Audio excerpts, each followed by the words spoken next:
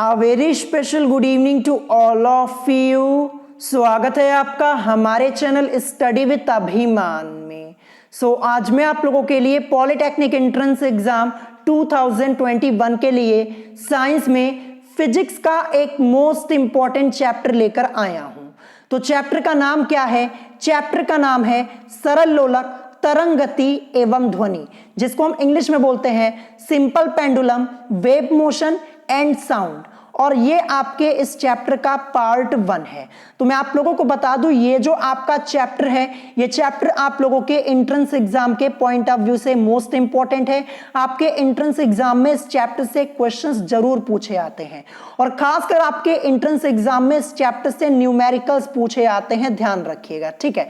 तो आज की इस वीडियो में मैं आप लोगों को इस चैप्टर के कुछ मोस्ट इंपॉर्टेंट थ्योरी पार्ट्स और कुछ मोस्ट इंपॉर्टेंट कॉन्सेप्ट्स डिटेल में बताने वाला हूं। तो मैं आपको बता दूं, ये चैप्टर आप लोगों का काफी लेंथी चैप्टर है, काफी बड़ा चैप्टर है। करीब इस चैप्टर में आप लोगों के 60+ क्वेश्चंस दिए गए हैं। और मैं आपको बता दूं, इस चैप्टर का थ्योरी पार्ट आपका मोस्ट इंपॉर्टेंट है। जब तक आप इस चैप्टर के थ्योरी पार्ट को डिटेल में नहीं पढ़ेंगे, तब तक आप इस चैप्टर के क्वेश्चंस को सॉल्व नहीं कर पाएंगे और ना ही न्यूमेरिकल्स को सॉल्व कर पाएंगे, ध्यान रखिएगा, ठीक है। तो चलिए फिर आज की इस वीडियो को स्टार्ट करते हैं और देखते हैं इस चैप्टर का फर्स्ट टॉपिक क्या दिया है। तो जैसा कि आप लोग देख पा रहे होंगे, इस चैप्टर का फर्स्ट टॉपिक यहां पे दिया है आवर्ती गति, जिसको हम इंग्लिश में क्या बोलते हैं? पेरियोडिक मोशन बोलते हैं। तो चलिए देखते हैं आखिर आवर्ती गति यानी पेरियोडिक मोशन ये होती क्या है। तो जैसा कि आप लोग देख पा रहे होंगे, यहां पे लिखा है कि जब कोई पिंड, क्या लिखा है? जब कोई पिंड, या फिर आप इसे ऐसे भी बोल सकते हैं कि जब कोई पिंड अथवा वस्तु, ध्यान रखिएगा। तो जब कोई पिंड एक निश्चित समय में एक ही निश्चित पथ पर बार बार अपनी गति को दोहराता है, तो उसकी गति आवर्ती गति कहलाती है, यानी पेरियोडिक मोशन कहलाती है, ठीक है। अभी मैं आपको आवर्ती गति के कुछ एग्जाम्पल्स भी बताऊंगा और एग्जाम्पल्स जानना आपको बहुत ही जरूरी है, क्योंकि एग्जाम्पल से रिलेटेड आपके एंट्रेंस एग्जाम में क्वेश्चंस पूछे जा सकते हैं। तो देखिए यहां पे लिखा क्या है? यहां पे लिखा है कि जब कोई पिंड, या फिर आप ऐसे बोल सकते हैं कि जब कोई पिंड अथवा वस्तु, ठीक है। तो जब कोई पिंड एक निश्चित समय में एक ही निश्चित पथ पर बार बार अपनी गति को दोहराता है, तो उसकी गति आवर्ती गति कहलाती है। और आपको यह भी ध्यान रखना है कि जिस समय के बाद गति का पुनः दोहराव होता है, उस समय को आवर्तकाल यानी टाइम पीरियड कहते हैं। मोस्ट इंपॉर्टेंट लाइन है, लिख लीजिएगा। एक बार मैं फिर से रिपीट करके आपको बता दूं कि जिस समय के बाद गति का पुनः दोहराव होता है, उस समय को आवर्तकाल यानी टाइम पीरियड कहते हैं। अर्थात आवर्तकाल वह समय है जिसके बाद पिंड अथवा वस्तु अपनी गति को पुनः दोहराती है। ये आपको ध्यान रखना है, इस लाइन को लिख लीजिएगा, मोस्ट इंपॉर्टेंट है, ठीक है। अब मैं आपको यहां पे आवर्ती गति यानी पेरियोडिक मोशन के कुछ एग्जाम्पल्स बताने जा रहा हूं और इन एग्जाम्पल्स को भी अच्छे से नोट जरूर कर लीजिएगा, ठीक है। तो सबसे पहला एग्जाम्पल क्या हो जाएगा आवर्ती गति का? तो पहला एग्जाम्पल हो जाएगा घड़ी की सुई की गति, ठीक है। आपको ध्यान रखना है, घड़ी की सुई की गति। तो आपको यह ध्यान रखना है, जो घड़ी की सुई की गति होती है, ठीक है, ये किसका एग्जाम्पल है? ये है आवर्ती गति का एग्जाम्पल, ध्यान रखिएगा। तो घड़ी की सुई की गति ये आवर्ती गति यानी पेरियोडिक मोशन का एग्जाम्पल है। कैसे है? चलिए ये भी मैं आपको डिटेल में समझा देता हूं। तो बहुत ही ध्यान से सुनिएगा। घड़ी में लगी सुइयां एक निश्चित समय बाद अपनी गति को उसी पथ पर दोहराती हैं।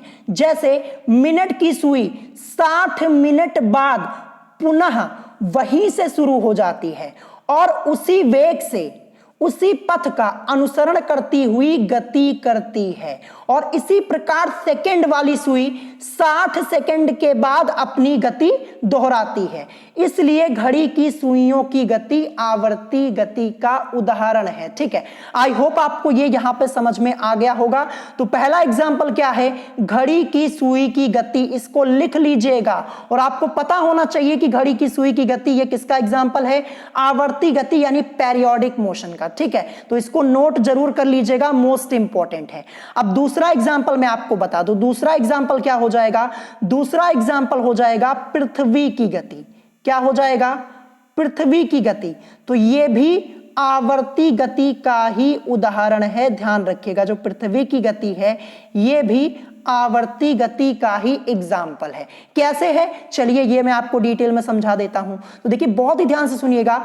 आप सबको पता है कि पृथ्वी को सूर्य के चारों ओर परिक्रमा करने में 1 वर्ष का समय लगता है। ये आप सब लोगों को पता होगा कि पृथ्वी को सूर्य के चारों ओर परिक्रमा करने में 1 वर्ष का समय लगता है, तथा इतने समय के अंतराल के बाद पृथ्वी पुनः इसी गति को दोहराती है। ठीक है, क्या करती है, पुनः इसी गति को दोहराती है।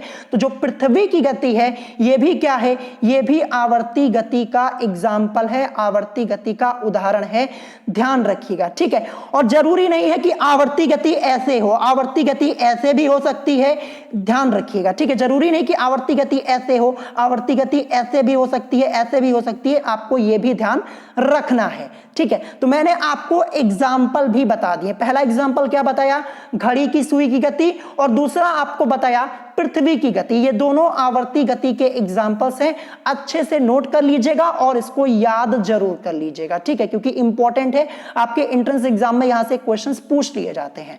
तो आई होप आपका ये कॉन्सेप्ट यहां पे क्लियर हो गया होगा, आवर्ती गति किसे कहते हैं। ठीक है, अब इसके बाद देखते हैं नेक्स्ट टॉपिक हमारा यहां पे क्या दिया है।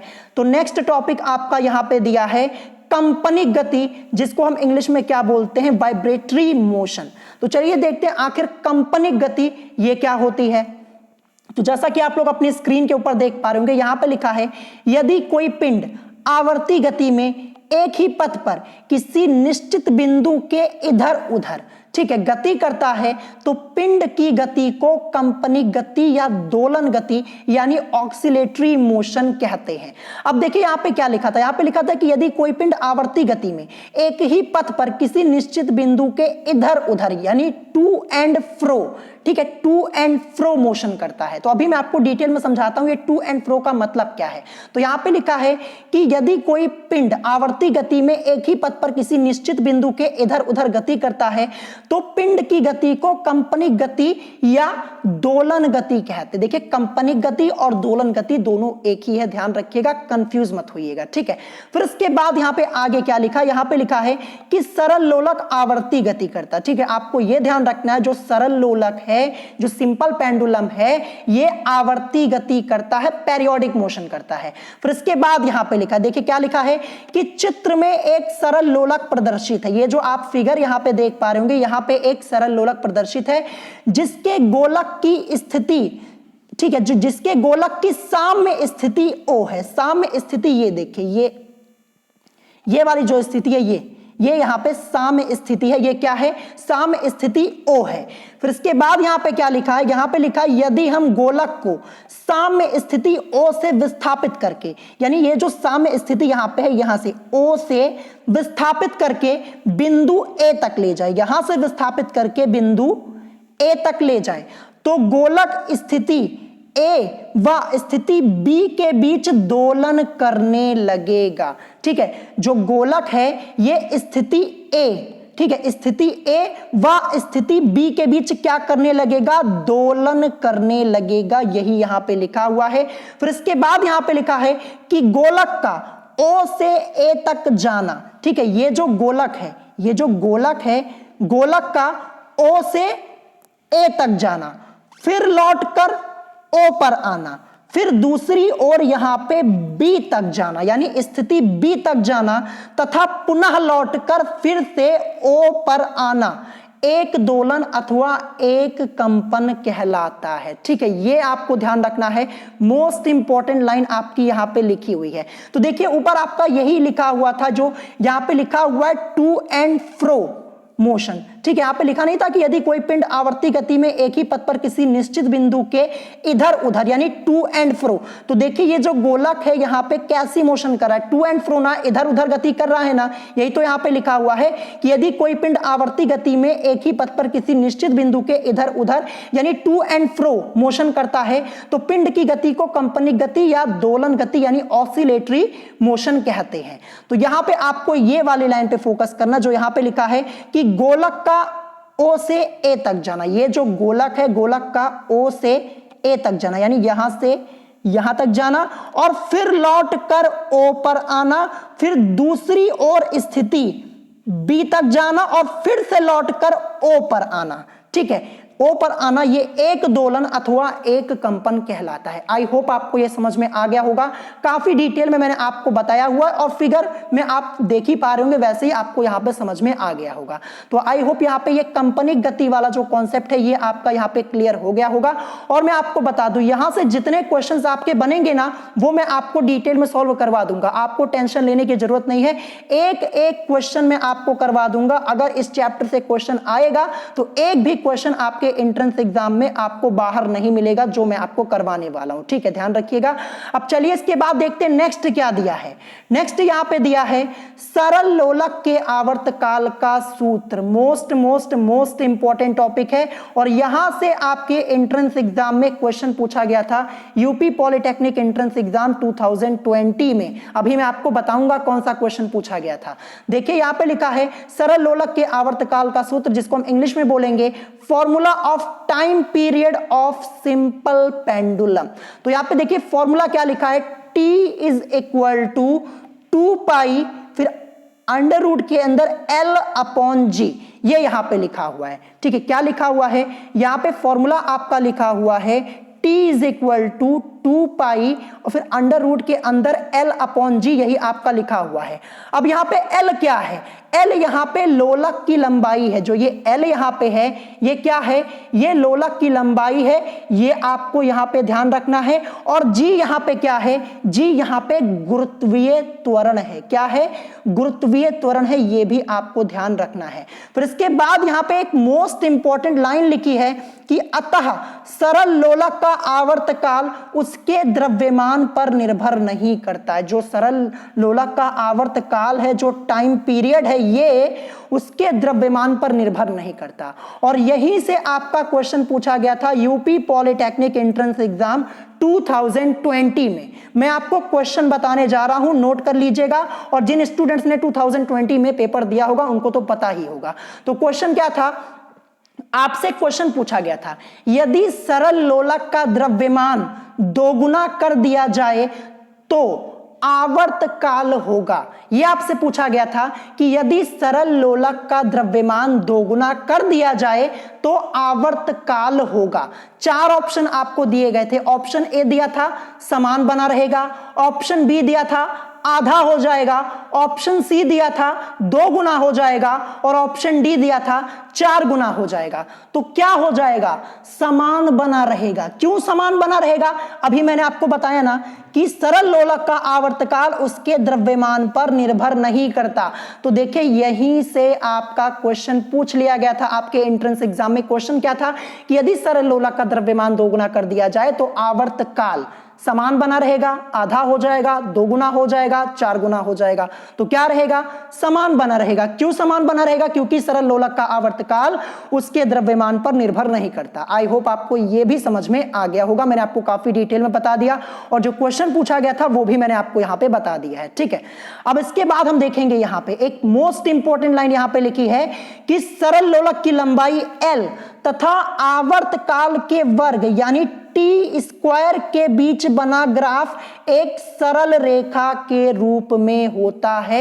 ये आपको यहां पे ध्यान रखना है। देखिए आप लोग यहां पे ग्राफ अपनी स्क्रीन के ऊपर देख पा रहे होंगे, ग्राफ आपका यहां पे बना हुआ है। तो जैसा कि आप लोग देख पा रहे होंगे ये क्या है, ये यहां पे टी स्क्वायर, ये टी स्क्वायर आखिर है क्या, तो ये आवर्तकाल का वर्ग। ठीक है, ये आवर्तकाल का वर्ग और फिर इसके बाद यहां पे ये L क्या है, ये सरल लोलक की लंबाई है जो यहां पे लिखा हुआ है। तो देखिए क्या लिखा है कि सरल लोलक की लंबाई L तथा आवर्तकाल के वर्ग टी स्क्वायर के बीच बना ग्राफ एक सरल रेखा यानी स्ट्रेट लाइन के रूप में होता है। अच्छे से इसको लिख लीजिएगा और याद कर लीजिएगा। यहां से एक क्वेश्चन आपको देखने को मिल सकता है 2021 के एंट्रेंस एग्जाम में। क्वेश्चन आपसे क्या पूछा जाएगा? क्वेश्चन आपसे पूछा जाएगा कि सरल लोलक के लिए, ठीक है, सरल लोलक के लिए एल व टी के बीच ग्राफ होगा। सरल लोलक के लिए, मैं क्वेश्चन भी लिख दे रहा हूं, आप नोट कर लीजिएगा। सरल लोलक के लिए एल व टी के बीच ग्राफ होगा। ऐसे ही आपसे क्वेश्चन पूछा जाएगा और 4 ऑप्शन आपको दे दिए जाएंगे। ऑप्शन के तौर पे आपको दिया जाएगा परवलय, अति परवलय, सीधी रेखा हो सकता है या फिर इनमें से कुछ नहीं। यह क्वेश्चन आपकी बुक में भी दिया गया है। तो आपको ध्यान रखना है कि सरल लोलक के लिए एल व टी के बीच जो ग्राफ होता है वो क्या होता है? सीधी रेखा होता है, एक सरल रेखा यानी स्ट्रेट लाइन। ये आपको ध्यान रखना है। ये क्वेश्चन आपसे 2021 के एंट्रेंस एग्जाम में पूछा जा सकता है। इस क्वेश्चन को लिख लीजिएगा और अच्छे से लर्न भी कर लीजिएगा, ठीक है। तो ये रहा ग्राफ वाला टॉपिक, ये भी मैंने आपको यहाँ पे डिटेल में बता दिया है। बस आपको अच्छे से पढ़ लेना है, ठीक है। आप एक बार थ्योरी को अच्छे से पढ़ लेंगे ना, वैसे ही आपको सब कुछ समझ में आ जाएगा। और रही बात क्वेश्चन की, तो क्वेश्चन की आप टेंशन ही मत लीजिए। जितने क्वेश्चन होंगे जो मोस्ट इंपॉर्टेंट होंगे वो मैं आपको करवा दूंगा और वहीं से आपके एंट्रेंस एग्जाम में क्वेश्चंस आपको मिल जाएंगे। अब हम देखते हैं इसके बाद नेक्स्ट टॉपिक क्या दिया है।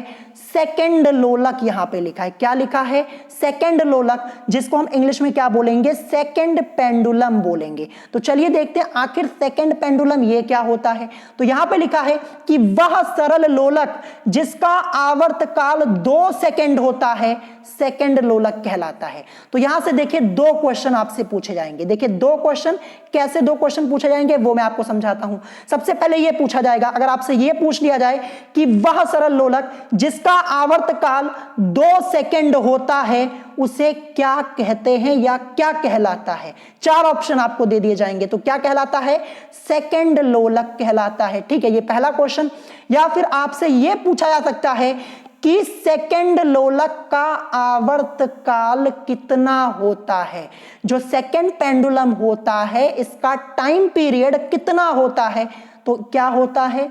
2 सेकंड होता है। इसे भी अच्छे से लर्न कर लीजिएगा। इसीलिए मैं आपको थ्योरी यहां पे डिटेल में पढ़ा रहा हूं, क्योंकि यहां से क्वेश्चंस पूछे जाएंगे। ये मत सोचिएगा सिर्फ क्वेश्चन आपने सॉल्व कर लिया तो वहीं से सब क्वेश्चन मिल जाएंगे, ऐसा नहीं होता। थ्योरी पार्ट के बीच में से क्वेश्चंस बन जाते हैं। जिस चैप्टर का थ्योरी पार्ट मोस्ट इंपॉर्टेंट होता है वो मैं आपको जरूर पढ़ा देता हूं, ठीक है। तो ये आपको ध्यान रखना है कि वह सरल लोलक जिसका आवर्तकाल 2 सेकंड होता है सेकंड लोलक कहलाता है। फिर इसके बाद क्या लिखा है कि सेकंड लोलक की लंबाई लगभग यहां पे दी हुई है, ठीक है, लगभग 1 मीटर होती है। कितनी? 1 मीटर होती है। यह भी याद कर लीजिएगा, आपसे पूछा जा सकता है कि सरल लोलक की लंबाई लगभग होती है। 4 ऑप्शन दे दिए जाएंगे, 1 मीटर, 2 मीटर, 3 मीटर, 4 मीटर। तो आपको ध्यान रखना है 1 मीटर होती है। तो इसको अच्छे से लर्न कर लीजिएगा सेकंड लोलक वाला, ठीक है। तो देखिए जो जो टॉपिक मैं आपको यहां पे पढ़ा रहा हूं आज के आज ही इसको अच्छे से पढ़ लीजिएगा, ठीक है। अब चलिए हम देखते हैं इसके बाद हमारा नेक्स्ट टॉपिक यहां पे क्या दिया हुआ है, ठीक है। नेक्स्ट टॉपिक आप लोगों को अपनी स्क्रीन के ऊपर यहां पे दिख रहा होगा। तो यहां पे क्या लिखा हुआ है? यहां पे लिखा है कि आवर्त गति से संबंधित महत्वपूर्ण परिभाषाएं, जिसको हम इंग्लिश में क्या बोलते हैं? Important definitions related to the periodic motion. तो मैं आपको बता दूं ये भी टॉपिक आपका यहाँ पे मोस्ट इंपॉर्टेंट है। यहाँ पे कुछ मोस्ट इंपॉर्टेंट डेफिनेशंस दी गई हैं और यहाँ से आपके एंट्रेंस एग्जाम में कई क्वेश्चंस बन सकते हैं। तो अभी मैं आपको सभी क्वेश्चंस भी डिटेल में बताऊंगा। तो चलिए देखते हैं यहाँ पे कुछ इंपॉर्टेंट डेफिनेशंस दी गई हैं। सबसे पहले यहाँ पे क्या दिया है? सबसे पहले दिया है आवर्तकाल, जिसको हम इंग्लिश में क्या बोलते हैं? टाइम पीरियड बोलते हैं। और आवर्तकाल यानी टाइम पीरियड को हम कैपिटल टी से रिप्रेजेंट करते हैं, कैपिटल टी से प्रदर्शित करते हैं। यह भी आपको ध्यान रखना है। तो यहां पे क्या लिखा हुआ है कि वस्तु एक दोलन करने में जितना समय लेती है उसे उसके दोलन का आवर्तकाल कहते हैं, यानी टाइम पीरियड कहते हैं। इसे कैपिटल टी से प्रदर्शित करते हैं। इसे से मतलब किससे हो जाएगा? आवर्तकाल से, यानी आवर्तकाल यानी टाइम पीरियड को हम कैपिटल टी से रिप्रेजेंट करते हैं। तो चलिए ये डेफिनेशन मैं आपको यहाँ पे फिगर के माध्यम से डिटेल में समझा देता हूं। तो आपको अपनी स्क्रीन के ऊपर यहाँ पे एक सिंपल पेंडुलम यानी सरल लोलक दिख रहा होगा, ठीक है। तो देखिए यहाँ पे ये सरल लोलक आपका यहाँ पे बना हुआ है और देखिए ये जो ओ है ये क्या है, ये साम्य स्थिति है। क्या है, जो ओ यहाँ पे लिखा है ये साम्य स्थिति है, ठीक है। और ये जो ऊपर ये आपकी बनी हुई है ये क्या है, ये वस्तु है, ठीक है। ये क्या है, ये वस्तु है, ध्यान रखिएगा। ये जो आपके यहाँ पे बनी हुई है क्या है, ये वस्तु है। तो मैं आपको डिटेल में समझाने जा रहा हूं, बहुत ही ध्यान से सुनिएगा, ठीक है। तो देखिए वस्तु का, ठीक है, वस्तु का ओ से ए तक जाना, ये जो वस्तु है वस्तु का ओ से ए तक जाना, फिर लौट कर ओ पर आना, फिर दूसरी ओर स्थिति बी तक जाना तथा पुनः लौट कर यहां से ओ पर आना, एक दोलन अथवा एक कंपन कहलाता है, ठीक है, यही तो कहलाएगा। और देखिए यहां पे क्या लिखा है कि वस्तु एक दोलन करने में जितना समय लेती है उसे उसके दोलन का आवर्तकाल कहते हैं। इसका मतलब क्या हो जाएगा, देखिए ये जो वस्तु है, पहले देखिए ये ओ से ए तक गई, ठीक है, फिर ए से ओ तक, फिर यहां पे लौट कर आई, फिर उसके बाद ओ से बी तक गई, फिर बी से ओ तक लौट कर आई, यहां पर आई, तब जाकर यहां पे क्या हुआ, एक दोलन अथवा एक कंपन हुआ। तो इस बीच जितना समय यहां पे लगा ये क्या हो जाएगा, यही तो यहां पे आवर्तकाल हो जाएगा। यही तो लिखा है कि वस्तु एक दोलन करने में जितना समय लेती है उसे उसके दोलन का आवर्तकाल कहते हैं और इसे कैपिटल टी से रिप्रेजेंट करते हैं। आई होप आपको यह समझ में आ गया होगा, सिंपल सी डेफिनेशन है, अच्छे से एक बार पढ़ लीजिएगा, वैसे ही आपको यहाँ पे समझ में आ जाएगा। देखिए सबसे बड़ी बात आपको यहाँ पे ये ध्यान रखनी, जो आवर्तकाल है इसको हम कैपिटल टी से रिप्रेजेंट करते हैं, क्योंकि न्यूमेरिकल्स जब आप सॉल्व करेंगे ना तो वहां पे आवर्तकाल आपको कई बार लिखा हुआ मिलेगा, तो आवर्तकाल को कैपिटल टी से रिप्रेजेंट करते हैं, ये आपको ध्यान रखना है, ठीक है। अब इसके बाद देखते हैं आवृत्ति। आवृत्ति को हम इंग्लिश में क्या बोलते हैं, फ्रीक्वेंसी। और देखिए आवृत्ति को हम स्मॉल एन से रिप्रेजेंट करते हैं, ये आपको ध्यान रखना है। देखिए शॉर्ट फॉर्म इसलिए आपको बता रहा हूं ना क्योंकि जब आप न्यूमेरिकल्स को सॉल्व करेंगे तो आप यूज करेंगे, इसीलिए मैं आपको यहां पे डिटेल में समझा दे रहा हूं, ठीक है।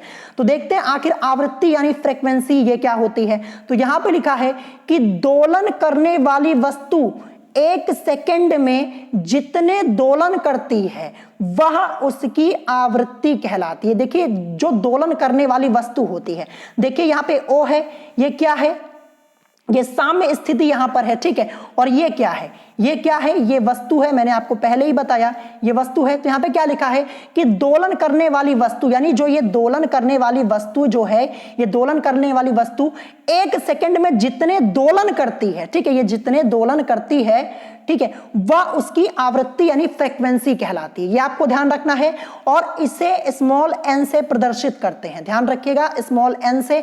यदि कोई वस्तु एक सेकंड में एन दोलन करे तो दोलन का समय t is equal to 1/n। ध्यान रखिएगा ये फॉर्मूला आपका है, ठीक है, ध्यान रखिएगा, टाइम पीरियड निकालने के लिए इसका हम यूज करेंगे। तो t इज इक्वल टू क्या होता है, 1/n, जहां पे t क्या है, t आपका यहां पे टाइम पीरियड हो जाएगा, n यहां पे क्या हो जाएगी, फ्रीक्वेंसी हो जाएगी, ध्यान रखिएगा। तो फॉर्मूला यहां पे लिखा है जैसा कि आप लोग देख पा रहे होंगे, यहां पे क्या लिखा था, यदि कोई वस्तु एक सेकंड में n दोलन करे तो दोलन का समय या फिर आप आवर्तकाल भी बोल सकते हैं, t is equal to 1/n। अतः आवृत्ति, ठीक है, अतः आवृत्ति आवर्तकाल का क्या होती है, व्युत्क्रम होती है, यानी उल्टा। व्युत्क्रम मतलब क्या होता है, उल्टा होता है ना, यही तो होगा। तो यही यहां पे लिखा हुआ है, तो मोस्ट इंपॉर्टेंट है, ध्यान रखिएगा। और देखिए यहां से एक क्वेश्चन आपको और देखने को मिलेगा जो कि यहां पे बताया नहीं गया है, आवृत्ति का मात्रक क्या होता है। आवृत्ति का मात्रक हर्ट्ज होता है, ये भी आपको ध्यान रखना है। हर्ट्ज यानी HZ, इसको हम शॉर्ट में लिखते हैं, ठीक है। आवृत्ति का मात्रक हर्ट्ज होता है, लिख लीजिएगा, आपसे सीधे सीधे क्वेश्चन पूछ लिया जाएगा कि आवृत्ति का मात्रक क्या होता है, आवृत्ति का मात्रक हर्ट्ज होता है, ये आपको ध्यान रखना है, अच्छे से नोट कर लीजिएगा, ठीक है। अब इसके बाद देखते हैं नेक्स्ट यहां पे क्या दिया, नेक्स्ट यहां पे दिया विस्थापन, जिसको हम इंग्लिश में बोलेंगे डिस्प्लेसमेंट। तो यहां पे क्या लिखा है कि दोलन करते समय वस्तु की किसी क्षण साम्य स्थिति से दूरी को विस्थापन कहते हैं। देखिए क्या लिखा है, दोलन करते समय, तो देखिए ये जो O है ये क्या है, ये साम्य स्थिति है ना, ये क्या है, ये साम्य स्थिति है, ये क्या है, ये वस्तु है, ठीक है, ये क्या है, वस्तु है। तो क्या लिखा है कि दोलन करते समय वस्तु की किसी क्षण, क्या लिखा है, किसी क्षण साम्य स्थिति से दूरी को, तो देखिए ये वस्तु है, ये गति कर रही है, ठीक है, गति करते समय वस्तु की किसी क्षण साम्य स्थिति से दूरी, यानी यहां से O से जो दूरी है इसको हम क्या कहेंगे, विस्थापन कहेंगे, यानी डिस्प्लेसमेंट कहेंगे। एक बार मैं फिर से आपको समझा दूं, देखिए दोलन करते समय वस्तु की किसी क्षण, देखिए ये जो वस्तु है ये दोलन कर रही है, ठीक है, दोलन करते समय वस्तु की किसी क्षण साम्य स्थिति यानी O से जो दूरी है इसको हम क्या कहेंगे, विस्थापन कहेंगे। आई होप आपको यहां पे समझ में आ गया होगा, इसीलिए मैं आपको फिगर के माध्यम से भी समझा दे रहा हूं ताकि आपको कोई प्रॉब्लम ना हो, ठीक है। देखिए यहां से क्वेश्चन तो नहीं बनेंगे लेकिन आपका समझना जरूरी है, ठीक है। क्वेश्चंस जो बनेंगे वो मैं आपको बता ही दूंगा, उसकी टेंशन मत लीजिए, लेकिन इसको समझ जरूर लीजिएगा, ठीक है। अब देखिए विस्थापन यहां पे हो गया, अब हम देखेंगे आयाम यानी एम्पलीट्यूड। आयाम को इंग्लिश में क्या बोलते हैं, एम्पलीट्यूड बोलते हैं। तो यहां पे क्या लिखा है कि दोलन करने वाली वस्तु अपनी साम्य स्थिति के किसी भी ओर अधिक से अधिक जितनी दूरी तक जाती है वह दूरी दोलन का आयाम कहलाती है। सिंपल सी बात यहां पे लिखी हुई, क्या लिखा है कि दोलन करने वाली वस्तु अपनी साम्य स्थिति के, तो देखिए ये क्या है, ये वस्तु है, ठीक है, ये वस्तु है, और ये O क्या, ये यही तो इसकी साम्य स्थिति है, ये क्या है, ये साम्य स्थिति है। तो क्या लिखा है कि दोलन करने वाली वस्तु अपनी साम्य स्थिति के किसी भी ओर, देखिए साम्य स्थिति के किसी भी ओर, चाहे इधर जाए चाहे उधर जाए, ठीक है, किसी भी ओर अधिक से अधिक जितनी ये दूरी, ठीक है, तक जाती है वह दूरी दोलन का आयाम कहलाती है, यानी एम्पलीट्यूड कहलाती है। तो आई होप आपको यह भी समझ में आ गया होगा। देखिए फिगर में ही आपको समझ में आ जा रहा होगा, जो फिगर में है वही आपकी डेफिनेशन है। तो ये आयाम यानी एम्पलीट्यूड की डेफिनेशन यहां पे हो जाएगी, ये मैंने आपको यहां पे बता दिया, ठीक है। तो देखिए ये कुछ इंपॉर्टेंट डेफिनेशंस थी। तो देखिए यहां पे आपको क्या क्या बातें ध्यान रखनी है, खास बातें मैं आपको बता रहा हूं, क्या यहां पे आपको डेफिनेशन में ध्यान रखना है। देखिए सबसे पहले जो आवर्तकाल आपका दिया था ये आपको पता होना चाहिए, इसको हम कैपिटल टी से रिप्रेजेंट करते हैं, ठीक है, किससे, कैपिटल टी से रिप्रेजेंट करते हैं। डेफिनेशन एक बार अच्छे से पढ़ लीजिएगा। अब फ्रीक्वेंसी यहां पे जो थी, देखिए T is equal to 1/n, ये फॉर्मूला आपको हर हालत में याद होना चाहिए। इस फॉर्मूले का यूज करेंगे क्वेश्चन को सॉल्व करने के लिए, ये फॉर्मूला आपको याद कर लेना है। और आपको यह ध्यान रखना है कि आवृत्ति का मात्रक क्या होता है, आवृत्ति का मात्रक हर्ट्ज होता है, यह आपको ध्यान रखना है। और एक बात आपको यह ध्यान रखनी है, जो आवृत्ति ये आवर्तकाल का व्युत्क्रम होती है, यह आपको ध्यान रखना है। और इसके अलावा डिस्प्लेसमेंट इसमें कुछ खास है नहीं, आयाम यहां भी कुछ खास है नहीं, ठीक है, बस पढ़ लीजिएगा एक बार इसको, ये मैंने आपको समझा दिया। अब इसके बाद हम देखेंगे यहां पे क्या दिया है, सरल आवर्त गति। क्या दिया, सरल आवर्त गति यानी सिंपल हार्मोनिक मोशन, आवर्त या फिर आप पेरियोडिक भी बोल सकते हैं, ठीक है।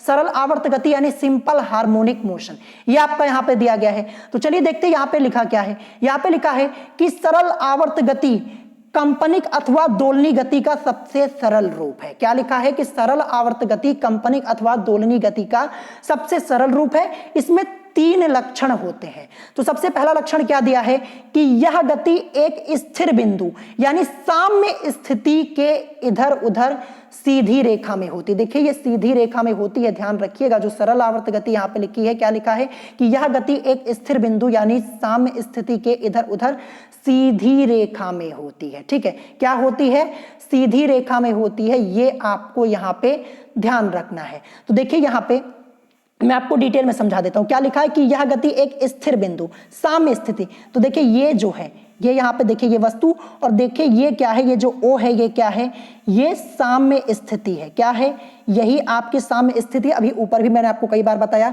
तो यहाँ पे क्या लिखा है कि यह गति एक स्थिर बिंदु, तो देखिए यही तो आपका स्थिर बिंदु है, यही तो यहाँ पे साम्य स्थिति है। तो साम्य स्थिति के इधर उधर यानी इधर और उधर, साम्य स्थिति की यानी इधर और उधर, लेकिन ध्यान रखिएगा सीधी रेखा में होती है, ये आपको ध्यान रखना है। सीधी रेखा में होती, ऐसे नहीं होती है, सीधी रेखा, ठीक है। मैं दूरी यहां पे कम मान लेता हूं तो क्या होगी, सीधी रेखा में होगी, ये आपको यहां पे ध्यान रखना है। सबसे पहला पॉइंट क्या था कि यह गति एक स्थिर बिंदु यानी साम्य स्थिति के उधर उधर एक सीधी रेखा में होती है। उससे पहले मैंने आपको अभी ऊपर आवर्ती गति के बारे में बताया था। तो देखिए आवर्ती गति ऐसे भी हो सकती है, ऐसे भी हो सकती है, लेकिन जो सरल आवर्त गति है ये सीधी रेखा में होती है। ये आपको ध्यान रखना, सीधी रेखा में, ये आपको ध्यान रखना है। सबसे बड़ी बात यही यहां पे ध्यान रखनी है। फिर उसके बाद सेकंड पॉइंट क्या दिया है कि गतिमान वस्तु का त्वरण, जो गतिमान वस्तु का त्वरण यानी एक्सीलरेशन सदैव उस बिंदु यानी साम्य स्थिति से वस्तु के विस्थापन के अनुक्रमानुपाती होता है। ये यहां पे लिखा हुआ है।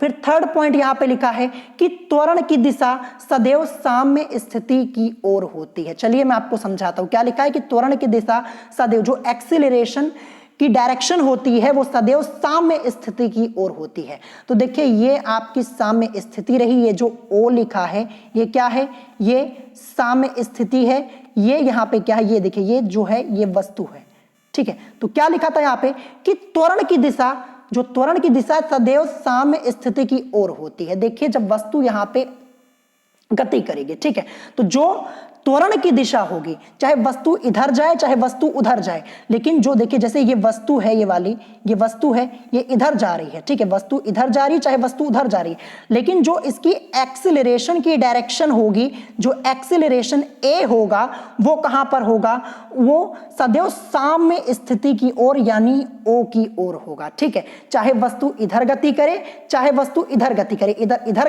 गति करेगी तो एक्सीलरेशन की दिशा इधर होगी यानी साम्य स्थिति की ओर। ये आपको यहां पे ध्यान रखना है। और दूसरा क्या यहां पे लिखा था कि गतिमान वस्तु का त्वरण सदैव उस बिंदु यानी साम्य स्थिति से वस्तु के विस्थापन के अनुक्रमानुपाती होता है। अभी विस्थापन के बारे में मैंने आपको ऊपर डिटेल में बताया ही हुआ है।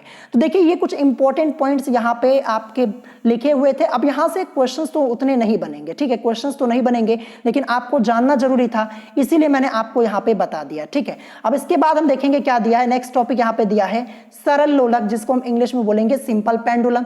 तो यहां पे क्या लिखा है, यदि किसी भारी बिंदु, ठीक है, क्या लिखा है, यदि किसी भारी बिंदु द्रव्यमान को एक द्रव्यमान रहित लंबाई में न बढ़ने वाली पूर्ण प्रत्यास्थ डोरी की सहायता से एक घर्षण रहित दृढ़ आधार से लटका दे तो यह समायोजन सरल लोलक कहलाता है। देखिए जो जिन स्टूडेंट्स ने क्लास 12th पास आउट कर लिया है उन लोगों ने क्लास 12th में सिंपल पेंडुलम वाला प्रैक्टिकल जरूर किया होगा। ये प्रैक्टिकल आप लोगों ने जरूर किया होगा सरल लोलक वाला। जिन स्टूडेंट्स ने किया है कमेंट करके जरूर बताइएगा। तो देखिए यहाँ पे सरल लोलक के बारे में बताया गया है, तो यहाँ पे कुछ खास है नहीं, यहाँ से कुछ क्वेश्चन तो बन नहीं सकता। यहाँ पे सिर्फ सरल लोलक के बारे में एक आइडिया आपको यहाँ पे दे दिया गया, ठीक है।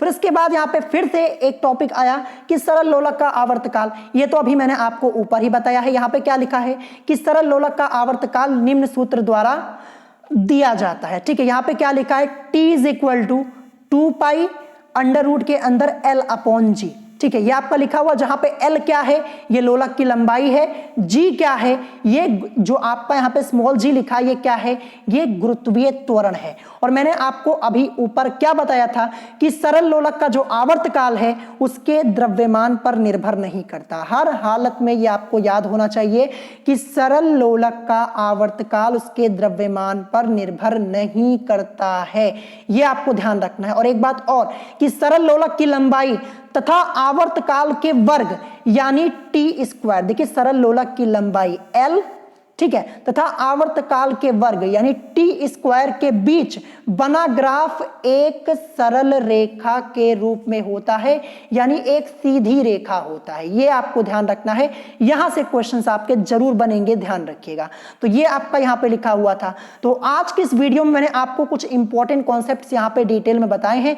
देखिए जहां से क्वेश्चन बन सकते थे वो मैंने आपको पहले ही बता दिए हैं, और जो चैप्टर के क्वेश्चंस आपके यहां पे दिए गए हैं आपकी बुक में, ध्यान रखिएगा उसी पैटर्न के क्वेश्चन आपके एंट्रेंस एग्जाम में आएंगे। देखिए हो सकता है सेम वही क्वेश्चन आ जाए या फिर उसी पैटर्न का क्वेश्चन आ जाए। तो देखिए अभी भी इस चैप्टर का थ्योरी पार्ट कंप्लीटली फिनिश नहीं हुआ है, क्योंकि अभी यहाँ पे तरंगों के बारे में भी हमें पढ़ना है। तरंग के बारे में ये टॉपिक बचा हुआ है जो कि मैं आपको कल कंप्लीट करवा दूंगा। फिर कल ये इस चैप्टर का थ्योरी पार्ट कंप्लीटली फिनिश हो जाएगा। फिर इसके बाद हम इस चैप्टर के क्वेश्चन प्लस न्यूमेरिकल्स को करेंगे, वो भी डिटेल में। ध्यान रखिएगा। तो अगर आज की इस वीडियो में आपको कोई बात नहीं समझ में आई हो तो आप मुझसे कमेंट करके पूछ सकते हैं, और अगर आज की वीडियो आप लोगों को पसंद आई हो तो वीडियो को लाइक करना मत भूलिएगा, और साथ ही साथ हमारे चैनल स्टडी विद अभिमान को सब्सक्राइब करना मत भूलिएगा। तो आज की वीडियो में इतना ही, मिलेंगे नेक्स्ट वीडियो में। Thanks for watching.